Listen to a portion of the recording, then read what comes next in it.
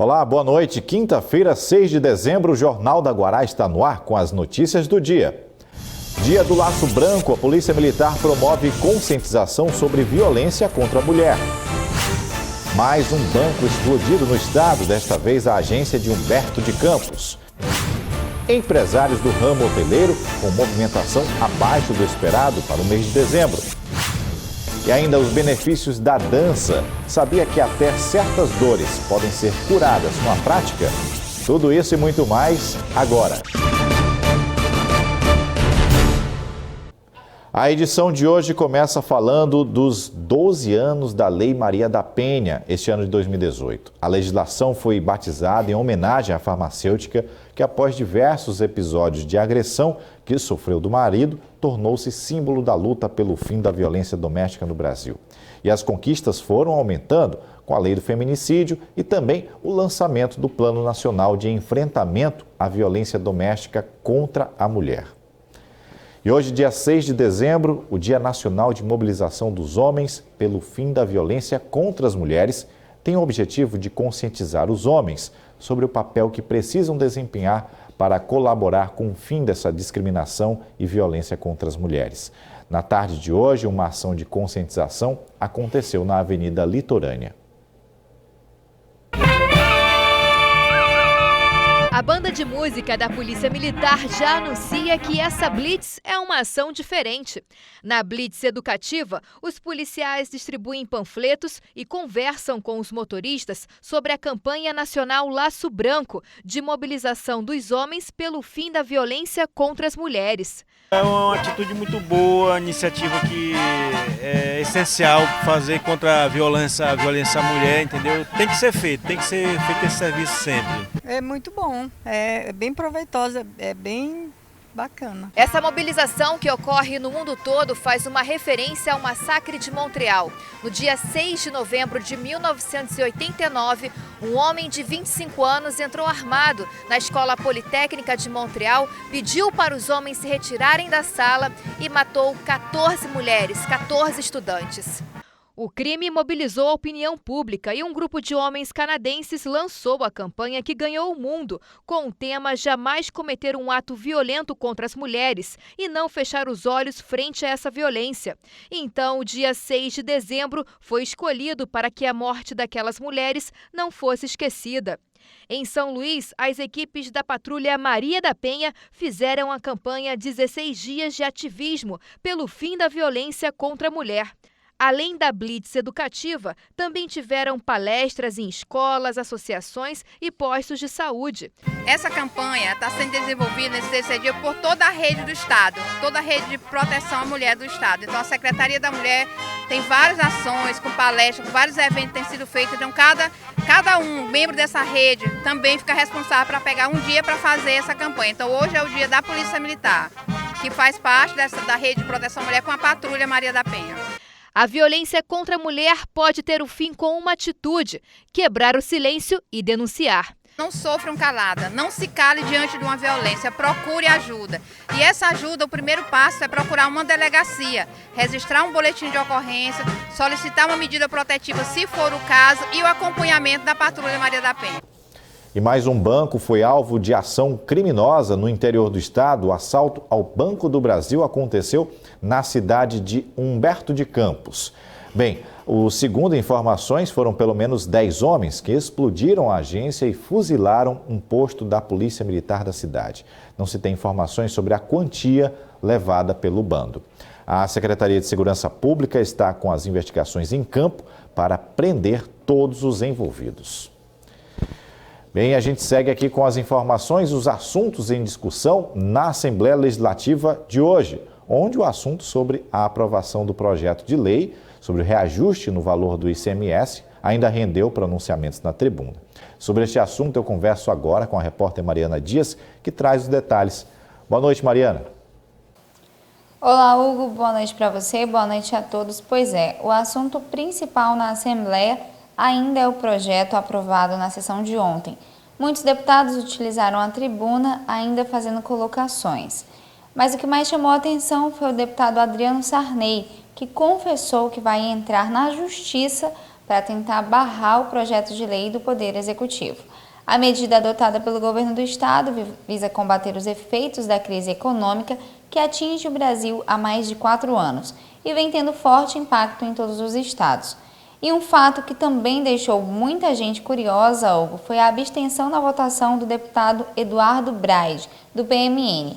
Ele esteve na sessão, defendeu seus pontos, fez propostas de emenda, mas não deu seu voto sobre o projeto. Nossa equipe gravou com ele sobre este assunto e nós vamos ouvir agora o que disse o deputado. Lutei e trabalhei pela aprovação da minha emenda, que retirava todos os pontos ruins do projeto em relação à população, como é o caso do aumento do imposto sobre o óleo diesel, sobre a gasolina, sobre a bebida alcoólica, sobre o refrigerante, vários itens, a retirada das multas e juros que estão sendo aplicados nos débitos do IPVA. Minha emenda foi rejeitada. Meu papel como deputado era fazer esse projeto um projeto melhor, que dentre esse pacote de maldades, tinham 2 programas que podem ser benéficos ao povo do Maranhão. Registrei a minha abstenção para que eu tenha liberdade agora de procurar na justiça derrubar as maldades que foram aprovadas nesse projeto. Pois é, Hugo, parece que esse assunto ainda vai render bastante discussão, viu? Eu volto com você, uma boa noite. A Assembleia Legislativa realizou ainda hoje a sessão solene para a entrega da Medalha do Mérito Legislativo Manuel Beckmann ao reverendo Francisco Antônio Trianon de Souza, responsável pela Igreja Messiânica no Maranhão. A concessão dessa medalha foi proposta pelo deputado Eduardo Braide, do PMN, e aprovada por unanimidade pelo plenário. Ao fazer uso da palavra, o deputado Eduardo Braide fez um breve histórico da atuação do homenageado, destacou a felicidade em ser o autor do requerimento, acentuando que o reconhecimento encontra-se plenamente embasado no trabalho em benefício do Maranhão, realizado ao longo dos últimos anos pelo reverendo Trianon. Em um breve discurso, o homenageado agradeceu o reconhecimento feito pela Assembleia Legislativa do Estado. A Igreja Messiânica Mundial do Brasil, aqui no Maranhão, conta com 21 unidades, sendo 5 delas em São Luís e as demais dos municípios do interior do Maranhão, e aproximadamente 10 mil membros.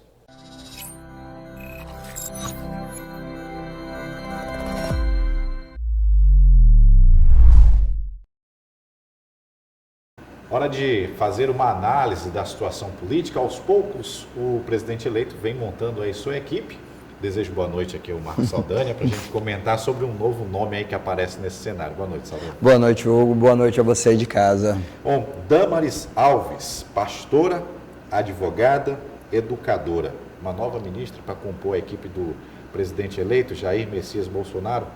Pois é, não tem como ser diferente, né? A gente continua destacando aqui no Jornal da Guará o governo Bolsonaro, né? Afinal de contas, ele está sendo montado, né? Está sendo organizado e há, indiscutivelmente, uma grande expectativa em relação a esse governo. E essa é uma pasta que já rendeu bastante, em vários sentidos. Primeiro, por conta da indicação do Magno Malta, né? Que ele não, foi ali um cabo eleitoral, viajou, ferrenho, pediu voto, mas não se reelegeu. Então, se imaginou que o cargo seria dado a ele. Bom, a dúvida, se de certa forma não foi dado a ele. A Damaris hoje negou que não seria ele, até porque o Ministério é o Ministério da Mulher, né? Mulher, direitos humanos e família, né? Então, ele queria um Ministério da Família, e aí conjugou tudo, e como é de mulher, disseram, ela disse que não caberia a ele, mas ela foi assessora dele na CPI da pedofilia, né? Então, ela estaria mais credenciada, mas a gente ainda não sabe exatamente, mas supõe que, bom, assessora dele, ele está ali dentro do Ministério, né? Então, eu acho que ele não tem motivos para estar insatisfeito. Inclusive, na entrevista que ela deu, ela disse que ele vibrou, ficou muito feliz, então a gente entende que isso significa, né, que eles... Resolvida a situação. Esteja resolvido, e bem resolvido, diga-se de passagem. Parece que ele foi bem agraciado. O que preocupa mesmo, Hugo, primeiro, assim, essa é uma pasta que envolve várias questões no Brasil complexas. Uma delas é a questão indígena. A FUNAI vai ficar sob a tutela dessa parte. E aí... Eu faço um parênteses aqui, que os índios estiveram em Brasília hoje fazendo uma espécie de protesto em frente ao local onde tem a equipe de transição em Brasília, entregaram um documento pedindo que a FUNAI ficasse ligada ao Ministério da Justiça com o então ministro Sérgio Moro, né? Não foi atendido pelos índios, mas era uma reivindicação deles que eles queriam que ficassem com a pasta do Ministério da Justiça. Pois é, até porque no Ministério da Justiça a questão indígena diz respeito ao quê? Ao desrespeito dos direitos indígenas. Então o que precisa de fato, as terras que estão demarcadas, elas não são respeitadas, né? Então quando você bota a questão indígena e a questão de direitos humanos numa pauta de família, eu acho que soa muito, não um pouco, mas muito delicada. Por mais que a Damaris diga que não é a pastora, né, mas é a técnica, né, a pessoa que vai dar a experiência, teve o trabalho, segundo ela, já com comunidades indígenas, conhece, a gente sempre preocupa porque a cruz, na história, dizimou a população indígena, né? Eram 88 milhões deles na América e, além da espada, a cruz teve um papel importante. A gente sabe que muitas comunidades indígenas, elas foram evangelizadas e continuam sendo, né? E aí há uma perda indiscutível da cultura. Esse é um problema. Então, por mais que ela diga que não vai, a religião não vai entrar nessa questão, mas é delicado, é no mínimo delicado. E a outra coisa também é um Ministério da Família. Eu, sinceramente, quer dizer, um ministério que se propõe a resolver o quê? Eu insisto que a família é questão de foro íntimo. É totalmente pessoal. Não é? Acho que a família, cada um diz como deve ser, como é, e cada um tem a sua liberdade, a sua autonomia. Ainda que a pasta da família lide com questões de assistência social, de serviço social, eu acho que são coisas distintas. Então, você ter uma pasta de família soa extremamente uma ideia catequizadora, uma ideia evangélica. Quer dizer, qual é a função de uma secretaria, de um ministério, que poderia nem ser secretaria também, de família? É proteção à criança. Bom, proteção à criança é uma coisa, né? Proteção à criança, direitos humanos é uma coisa. A questão de família é outra, diferente. De que família você está falando? Sobretudo numa futura ministra que ainda diz que a questão LGBT é uma pauta delicada. Assim. Então, quando você se expressa como uma pauta delicada, é uma pauta importante. Mas delicada, quer dizer, ela é contra o aborto. Ela, quer dizer, é claro que é o Congresso que legisla sobre isso, mas você tem, ao mesmo tempo, morte de criança, ela acentuou isso e é verdade, mas você tem violências contra LGBTs também constantemente, né? Você tem violências contra indígenas, você tem violência contra a mulher, e como é que a questão dos direitos humanos vai fazer esse enfrentamento ao mesmo tempo que defende uma família? Mas de que família nós estamos falando? Essa é a grande dúvida. Você vai defender, vai discutir que família? A gente sabe pelo IBGE, e não é isso que eu que estou dizendo, é que a família hoje ela está composta muito mais da sua metade, é uma família extremamente diferente daquela de 30 anos atrás. A coisa mudou, né? Não mudou? O tempo evoluiu. Pois é, então qual é o intuito da política entrar nesse aspecto de uma família e qual é o conceito de família? Então essa questão dos direitos humanos, o Bolsonaro foi eleito criticando os direitos humanos. E a gente sabe que a pauta de direitos humanos ela é liberal. Direito à liberdade, direito à propriedade, é uma pauta burguesa. Então é estranho, né, que a própria elite hoje se coloque contra os direitos humanos. Então a gente fica sempre na dúvida. Uma espécie de delimitar ali o que pois que é, pode, o que pode e o que não pode. Né? Quer dizer, isso é delicado. Não existe delimitação. Direitos humanos é direitos humanos.